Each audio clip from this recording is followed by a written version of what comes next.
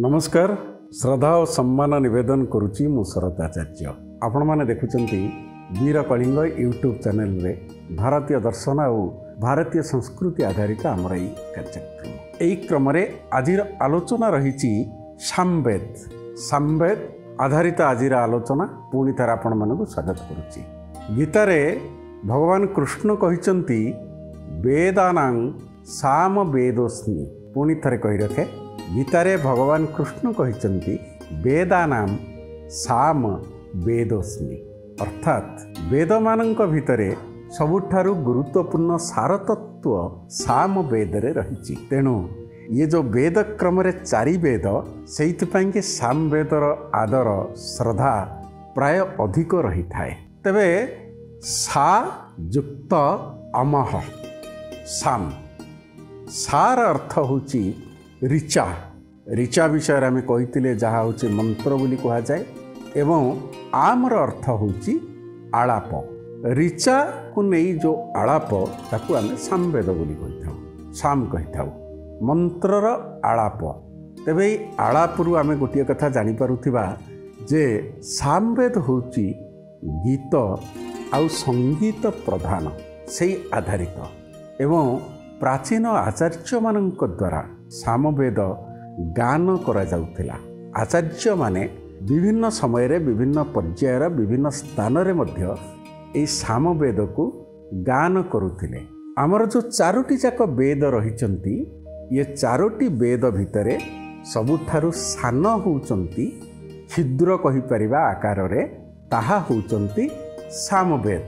सामवेदर समग्र जो मंत्र ये मंत्र संख्या होचंती 1875 पाखापाखि 99टी मंत्र को छाड़ीदेले सामवेदर आउ प्रत्येक मंत्र ऋग्वेदर बोली कह जाए। ता भितरु कह जाए जे 27टी जो मंत्र अन्य मंत्र रहिले से 27टी मंत्र अथर्ववेद एवं यजुर्वेदरु आसीचंती। सबुठारु संक्षिप्त सबुठारु सान होचंती सामवेद एवं जहाँ मु कहूली जे जो अग्निपुराण अनुसार आमर जो सामवेदर विभिन्न मंत्र जो रीति नीति रही जप करने द्वारा कह जाए विभिन्न प्रकार रोग व्याधि मुक्ति मिलता है। तो आजिका समय आपण मैंने देखंतु जेतेबेले आमर मु तो खबर कागज भी पढ़ी जे जड़े रोगी को तांकु गीत शुणा जाउथिला ताहा कुआडे आम शरीर उपरे तार गोटे बड़ प्रभाव पकाए। तेणु ये सेमिति सामवेद अग्निपुराण रे सेइथिं कह जाइछि जे सामवेद गायन सामवेद को जेतेबेले आमे शुणी थाउ यथारीति शुणिबा दरकार। एमती नुह तार गोटे छंद अछि तार गोटे लय अछि तार गोटे ताल अछि सेही अनुसार जदि शुणा जाए ताहले शरीर उपरे तार बहुत भल प्रभाव मध्य पड़ी थाए विभिन्न रोग व्याधि जहाँ कहले मुक्त होता है। तेबे सुधीवृंद ये जो सामवेद को गोटे बड़ कथा कह जाइछि सामवेद विषय आम ताकू जानिबा निहाती दरकार। जहाँ रहिला ज्ञान योग कर्म योग भक्ति योग ये तीनोटी जाक जोगर त्रिवेणी सामवेद को कह जाए जो थे कि आम ज्ञान योग पाइबा भक्ति योग पाइबा कर्म योग मध्य पाइबा। तो सामवेद को केवल गायन करा जाए नहीं या भितरे ये जो तत्व रही ताकू त्रिवेणी बोली से आम कही एवं जो मुनि ऋषि माने थिले से माने कौन करथिले जो मंत्र रहिला ये मंत्र को संकलित करी गायन पद्धति रे विकसित कराइथिले। सेइथिपई कि सामवेद को गीत आउ संगीत प्रधान वेद बोली कह जाए। सामवेद को साधारणतः 3 भाग में विभक्त करा जाइछि। गोटिए आसिला ऋग्वेदर गान। प्रथम आम ऋग्वेद आलोचना बेले कही जे ऋग्वेद मध्य पद्य तेणु ऋग्वेदर ज्ञान। द्वितीयटी आसुची स्वयं सामवेदर गान। सामवेदर जो मंत्र रही ताकू मध्य गान करा जाए एवं यजुर्वेदर जो मंत्र रही गद्यात्मक मंत्र ता भितरे भी ताकू गोटे संगीत आकार रे मध्य सामवेद रे मुनि ऋषि माने गान करिथांती उपस्थापना करिथांती। एही परि भाबरे ऋग्वेद यजुर्वेदर गोटे मिलन आमे सामवेद रे देखिबाकू पाई परिबा। जो परि भाबरे ऋग्वेद आलोचना कला बेले आमे कहिथिले जे ऋग्वेद रे जो मंत्र भाग रहिला ताकू ऋचा बोली कहा जाए। यजुर्वेद सेमिति यजुर्वेदर जो मंत्र भाग रही ताकू यजुषी बोली कहा जाए। ठीक सही परि भाबरे सामवेद रे जो मंत्र भाग रहिले ताकू सामानी बोली कहा जाए। ऋचा यजुषी सामानी सुधीवृंद वेदर जो मंत्र प्रति वेद अनुसारे सेमानंकर नामकरण होता है। जदिओ ऋग्वेदर विभिन्न प्रकार मंत्र अन्यान्य वेदरे देखा मिलता है, विशेषकर सामवेदरे तो अधिक मिलता है।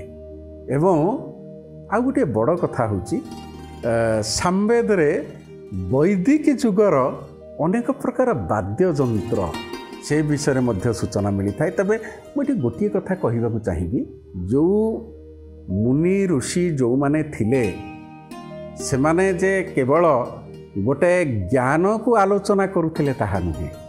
वेद एइथिपाई कि गुरुत्वपूर्ण ज्ञान सहित जीवन धर्म सहित पालन एवं जो पृथ्वी सहित आकाश ये सबको गोटे मिले मिसई एकाठी करी किपरि जीवनटा गतिशील हो पार। वास्तव में देखा गले ये केवल यज्ञ गीत संगीत यार आधार रे वेद मानकर सृष्टि नुह।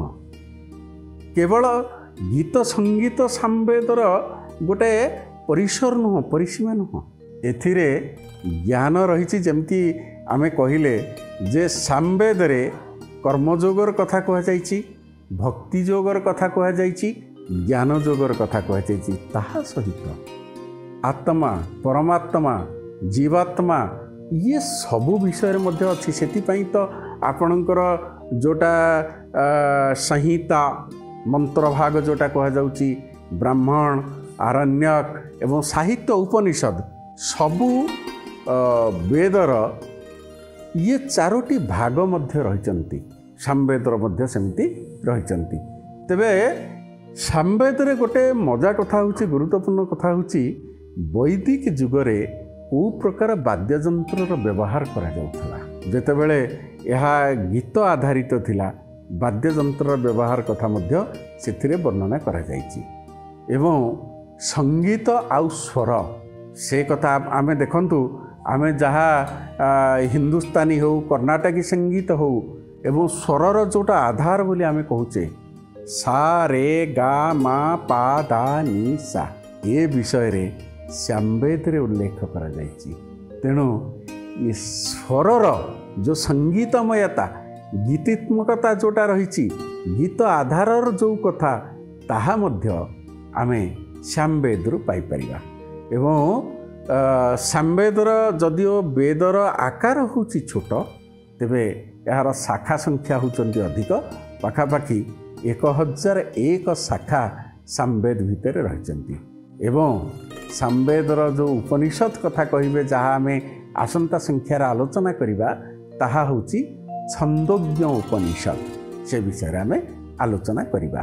अतएव सुधीवृंद मु प्रति वेदर जो स्वरूपटी रही, जो स्वरूपटी विषय आमे जानिबा दरकार, ताहा कहार प्रतिनिधित्व करुचंती से विषय सम्यक भावरे आपण मानक सामने रखा प्रयास करिछि। आसंता संख्यार आमे अथर्ववेद विषय आलोचना करिबा।